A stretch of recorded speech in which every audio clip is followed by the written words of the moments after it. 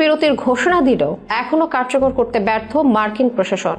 যুদ্ধবিরতির ঘোষণা না মানায় কিছুটা ক্ষুব্ধ হয়েছেন মার্কিন প্রেসিডেন্ট। তবে যেভাবে ঢাকঢোল পিটিয়ে যেভাবে ইসরায়েল আর ইরানের যুদ্ধ বন্ধের ঘোষণা দিয়েছেন মার্কিন লিডার, তাতে কি সত্যি বন্ধ হচ্ছে যুদ্ধ, নাকি ট্রাম্পের নাকের ডগায় মূলা ঝুলিয়েছে ইরান আর ইসরায়েল? অন্যদিকে এই যুদ্ধে যে তার ঘোষণা দিচ্ছে তিন দেশে, অর্থাৎ যার যা উদ্দেশ্য ছিল এই যুদ্ধকে ঘিরে তা উদ্ধার করতে সক্ষম হয়েছে বলে দাবি প্রত্যেকের। আর প্রশ্ন উঠেছে, ইরান ইসরায়েলের সাময়িক এই যুদ্ধে কারা বিজয়ী হলো? সত্যি কে কি পেল?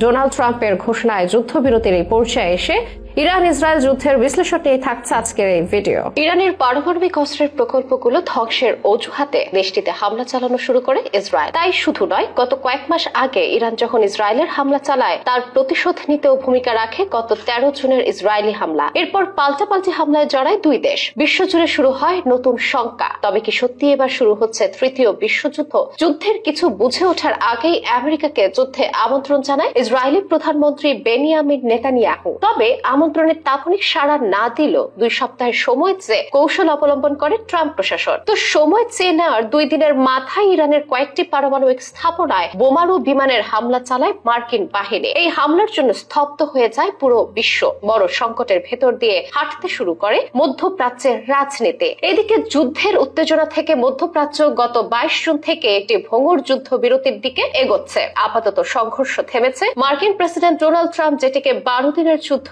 বলেছেন, সেই ইসরায়েল ইরান সংঘাত দৃশ্যত শেষ হয়েছে, অন্তত এখন পর্যন্ত। একদিকে ট্রাম্প, ইসরায়েলের প্রধানমন্ত্রী বেনিয়ামিন নেতানিয়াহু এবং ইরানের নেতারা সবাই দাবি করছেন যুদ্ধবিরতি হয়েছে তাদের শর্তে। তবে আসল ঘটনা কি? ইসরায়েল কি অর্জন করলো? ইরান কি নিজেদের কৌশলগত সম্পদ রক্ষা করতে পারলো? আর এই যুদ্ধবিরতির কি শান্তির পথের যাত্রা? উঠেছে এমন নানা প্রশ্ন। তবে যুদ্ধবিরতি কার্যকর হওয়ার 4 ঘন্টার মধ্যে ইসরায়েল দাবি করে ইরান থেকে ছোড়া 2টি ব্যালিস্টিক ক্ষেপণাস্ত্র তাদের আকাশ সীমায় ঢুকেছে এবং সেগুলো প্রতিহত করা হয়েছে। পরে ইসরায়েল তেহরানের কাছে একটি রাডার স্টেশনে হামলা চালায়। এই ঘটনায় ক্ষুব্ধ হন ট্রাম্প। সাংবাদিকদের তিনি বলেন, আমি সত্যি অসন্তুষ্ট যে ইসরায়েল আবার হামলা করছে। তিনি আরো বলেন, দুটি দেশ এতদিন ধরে এত কঠিন যুদ্ধ করেছে যে নিজেরাই জানে না এখন কি করছে। যদিও ইরান ওই ক্ষেপণাস্ত্র নিক্ষেপের কথা অস্বীকার করে। পরে গ্রিনিচ মান সময় বেলা 11:30টায় আবারও যুদ্ধবিরতি কার্যকর হয়। নেতানিয়াহুর সঙ্গে পুনরায় কথা বলেন ট্রাম্প। নিজেদের ট্রুথ